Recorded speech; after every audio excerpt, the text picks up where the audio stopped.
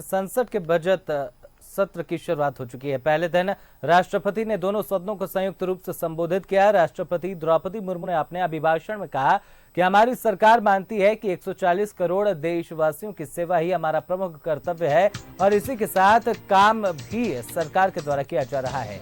भारत जल्द ही दुनिया की तीसरी बड़ी इकोनॉमी बनने की ओर आगे बढ़ रहा है।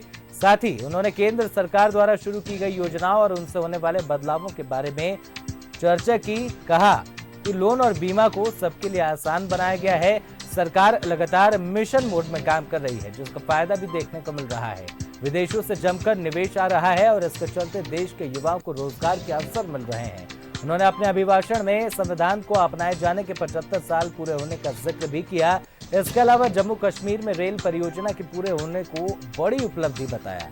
साथ ही एविएशन सेक्टर में भी बड़ा बूम आया है। अपने अभिभाषण के दौरान महामहिम द्रौपदी मुर्मू ने कहा कि सरकारी योजनाओं से देश के गरीबों को सम्मान मिला है। इसके अलावा केंद्र ने खासतौर पर महिला सशक्तिकरण पर विशेष जोर दिया।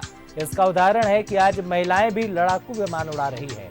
उन्होंने कहा कि इन बड़ी उपलब्धियों के साथ हेल्थ केयर के साथ ही तमाम सेक्टर्स में हमारी सरकार में शुरू की गई योजनाओं का असर देखने को मिला है, जो देश की ग्रोथ को गति दे रही है। सरकार मानती है कि 140 करोड़ देशवासियों की सेवा ही हमारा प्रमुख कर्तव्य है और इसी के साथ सरकार काम कर रही है।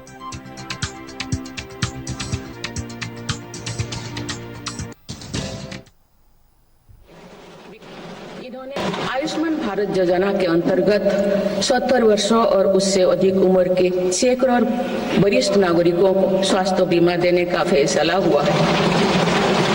इन्हें हर वर्ष 5 लाख रुपए का हेल्थ कवर मिलेगा। छोटे उद्यमियों के लिए मुद्रा ऋण की सीमा 10 लाख रुपए से बढ़कर 20 लाख रुपया कर दी गई है। मेरी सरकार ने युवाओं की शिक्षा और उनके लिए रोजगार के नए अवसर तैयार करने पर विशेष फोकस किया है। इस सरकार के प्रयास के बल पर भारत दुनिया की तीसरी सबसे बड़ी अर्थव्यवस्था बनने जा रही है। विकसित भारत की उड़ान को हमारे संविधान के आदर्शों का सतत मार्गदर्शन मिलता रहे, इसके लिए सरकार ने सेवा, सुशासन, समृद्धि और स्वाभिमान इन प्रमुख सिद्धांतों को गवर्नेंस के केंद्र में रखा है।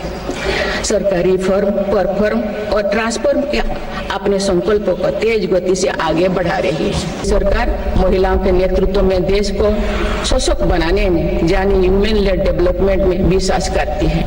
नारी शक्ति बंधन अधिनियम के द्वारा लोकसभा और विधानसभा में महिलाओं के लिए आरक्षण इस दिशा में एक महत्वपूर्ण कदम है। राष्ट्रीय ग्रामीण आजीविका मिशन के तहत 91 लाख से अधिक स्वयं सहायता समूहों को सशक्त किया जा रहा है। देश की 10 करोड़ से भी अधिक महिलाओं को इसके साथ जोड़ा गया है। 1000 करोड़ रुपया की लागत से स्पेस सेक्टर में वेंचर कैपिटल फंड की शुरुआत की गई है। US world future skill index 2025 में भारत विश्व में दूसरे नंबर पर पहुंच गया है। यानी फ्यूचर ऑफ वर्क श्रेणी में एआई और डिजिटल टेक्नोलॉजी अपनाने में भारत दुनिया को रास्ता दिखा रहा है। ग्लोबल इनोवेशन इंडेक्स में भी भारत की रैंकिंग 76 से सुधर कर 39 हो गए हैं। आयुष्मान भारत योजना